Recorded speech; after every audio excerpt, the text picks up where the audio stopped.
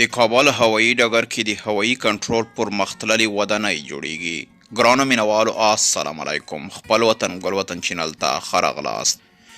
د افغانستان د ملکی هوایي چلند اداره وایي چې کابل کې د حامد کرزي بین المللي هوایي ډګر د هوایي ټرافیکو د ودانۍ د جوړولو تړون لاسلیک کړ.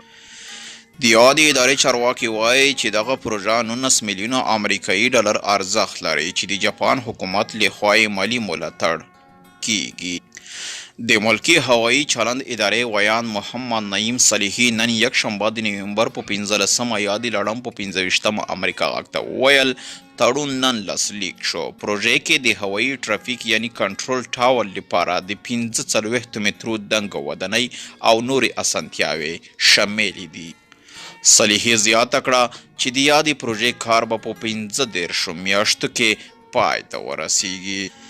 د افغانستان د ملکی هوایي چلند ادارې معلوماتو پر بنسټ ټولې نړیوالې الوتنې او هغه الوتکې چې د افغانستان د فضایي حریم په کار اخلي له همدې ودانیو په واسطه به کنټرولېږي.